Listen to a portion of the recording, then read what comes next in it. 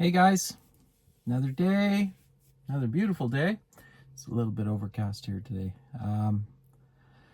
So today's video will be about politics and should we even bother? Should we play the game? And I think I've gotten some clarity on this. I had a particular story that I'll convey later in the video. But as of right now, I am at a beach. I'm at a local beach that we like to go to. It's absolutely beautiful. Very likely was sacred to the Mi'kmaq people who lived here before European contact, and there are tales of Vikings in this area as well. So we know they did come along this coastline, and very likely, and we're probably here at some point. So it's a pretty historically important area for the province. So why did I come here? I had a little epiphany actually on the way down here. So I watched some of my videos, I watched them back, and I realized that the most clarity and the highest quality videos were when I was at the beach or near the beach. You don't even have to be that close, but you know, as in the video that I talked about crystals, this saltwater sink, low vibrational energy can't exist here. It just doesn't, it gets absorbed immediately. So when you place yourself in these environments, you get a higher connection to you get a better connection or a clearer connection to your higher self. So I'm going to start coming here as often as I can because I definitely notice a difference. And it's funny because I was at the campground where I was formulating a lot of the ideas for my videos, and then I'd take the car and I'd go off away from the beach and maybe wouldn't speak so clearly, and it became pretty obvious to me as I was watching. So anyway, politics. So this is a hot button topic.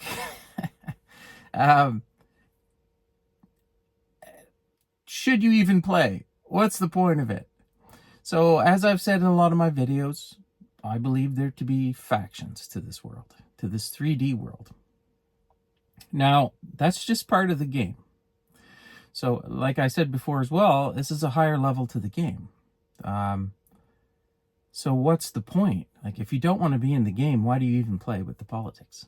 And, that is the position of a lot of people, including Amanda, who helped me formulate these ideas. So, yesterday, I got this email from a particular party here in Canada that likes the color blue. Now, I've voted for the other party that often wins, and I've not been extremely happy with the results of that.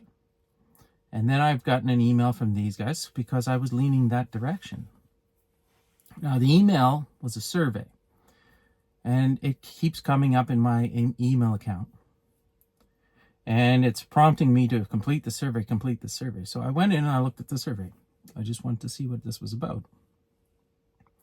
And I looked at the questions. They're so loaded that anybody who opens this email has no choice but to answer that this particular party is the best party. They're going to do all the good things. And so it makes no sense to even complete the survey. They know what they're going to get. And then when you get to the end of the survey, there's a small little section where you can put comments. And then as you go to submit your survey, in order to submit the survey, you have to make a donation to the political party. So if there was any value to this, I would say something. I would throw a Hail Mary out there. I would answer all opposing questions as if I wouldn't vote for them. And then I would put a comment in there, like a poignant comment about what they should do. But if I thought they would even listen. So, as I said, the game is rigged. It's clearly rigged. It's the political system is designed to hold us down. It's designed by the other team and has been for a long time. So if you want to make changes in this world, can you do it inside that system? And that's the real question. Can you make a change by electing a certain person inside a system that's designed to keep us down in the first place? Now, I worked as an oil field worker. I worked as a geologist in the oil field for my entire career. And these people who've worked in these industries have gotten negative connotations by the majority of the Canadians, or I guess anybody in the world, anybody who works in this industry. And we've been demonized. Now, when I graduated university, I had intended to go into minerals exploration. This was my passion. I was more interested in it. But my life path was steered in this direction. So I got into the system because the money was better and the opportunities were more attractive and there was more stability. Like I have often said, I made all my decisions out of fear and lack. So I always went for the more money. So I chose oil. I chose it not because I wanted to pollute the environment, not because I wanted to, harm anyone. I chose it because it was a viable option. It was the best for my family. This is what most of the oil field workers do. This is the only reason they go into these fields. So are they bad people? Of course not. But where am I going with this? The whole point of demonizing the oil field workers is to pit the oil field workers against the rest of the population and to divide and conquer. This is an old tactic. They pit us against each other and cause all this infighting so that one person thinks that everybody who works in this industry is evil, and then the people who are getting demonized get angry, justifiably, and they dislike everybody else who's demonizing them. And then we fight, and we get distracted, and we don't look at the bigger picture of what's actually going on. So, I could go on forever. I've been in that industry for my entire career, so I know it very well. And I can see what this whole game has been. And it's the other team. So, it's to realize the fact that these political parties, none of them are better than the other. So how do we make change? I truly feel we need to destroy the system and start over. But I'm not sure if that's the how do I say this? The way to do it that is the least harm to the people that matter in this system, like us. Like I don't care about the political parties. I don't care about any of this stuff. But if you were to dissolve them tomorrow, I'm not sure what would fill its place, is my point. So, do we play the game? Now, I would suggest no. If you are unable to understand from a higher perspective that this is a game and this all happens for us, not to us, then I would not play the game. I would not even look at it. I wouldn't even vote. The only way to make any kind of reasonable change or to make your vote count is to vote for somebody who's an enlightened candidate. And that is difficult to find. There are, from my perspective, there's been a few in the world, and most recently, I won't mention any names, but they've finally started to get some ground. The general population's waking up to this stuff, and they're electing people that are for them. Now, there's been a few countries where this has actually happened, and of course they're ostracized by the rest of the world because, again, the system doesn't want this to happen. So, it's very easy to get caught up in this. If you want to keep your vibration high and you look at any of this, you look at any of the news in regards to politics, there's not a more hot button topic. There's not more of a topic that maybe religion that causes arguments at the dinner table between family members. And it's on purpose. They want to divide and conquer. So,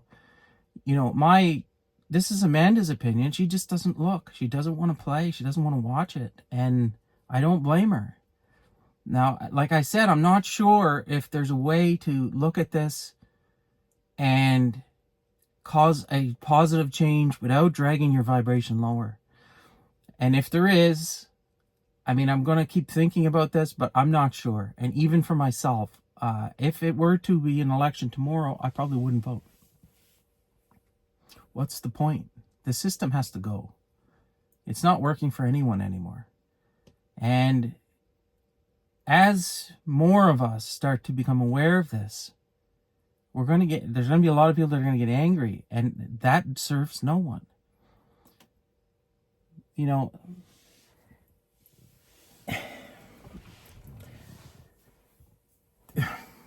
It's very, like I said, it's very easy to get drawn in.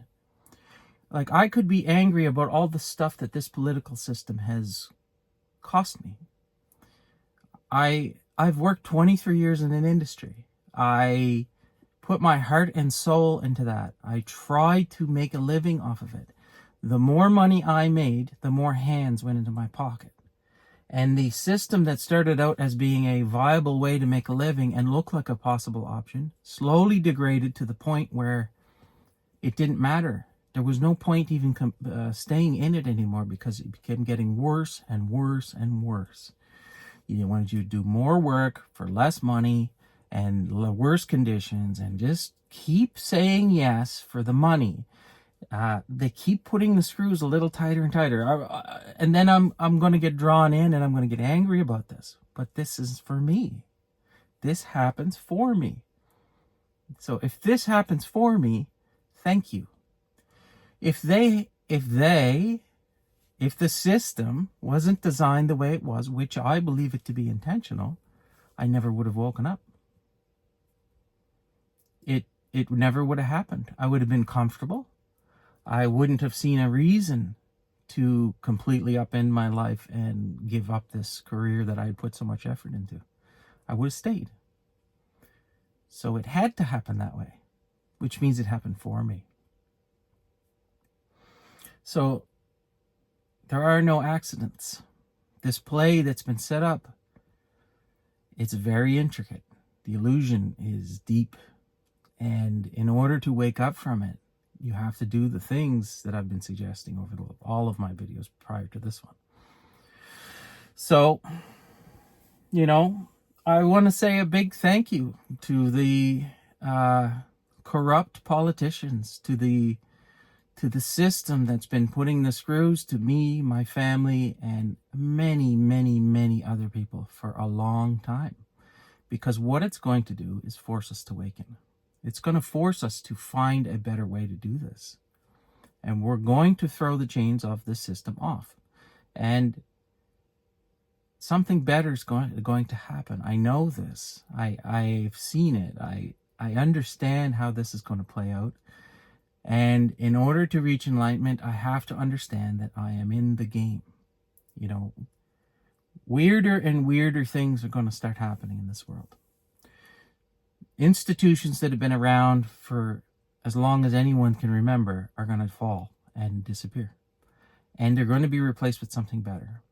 I'm not the person to institute these new institutions. It's not for me to decide, but I do see that they're going away. And hallelujah. I'm done with this stuff. I'm done living like a indentured servant. You're given a pittance, and then you're asked to work harder and harder, and you're asked to keep staying in the system. And I still haven't figured out why they keep putting the screws to us even harder and harder, but I suspect it's because it's our plan, right? We never would have woken up without it. So thank you, political system. Thank you, all of these people who have been super corrupt. Eckhart Tolle describes, I don't remember what he calls him, but he said one of the biggest spiritual teachers in history was Bernie Madoff. Now, for anyone who doesn't know who Bernie Madoff was, He had basically a Ponzi scheme going in the United States where he stole billions of dollars of people's money. He put people who had their entire retirement savings in his system into bankruptcy. They lost their homes late in life, and there are many of them who would thank Bernie now, because that was the straw that broke the camel's back. Bernie's little push to take everything away that they had built so much for was the reason that they awoken. So here's to the biggest spiritual teachers in Canadian history, the political parties that we have to vote for. So with that being said, I hope this video finds you well. I love you all, and we'll see you tomorrow.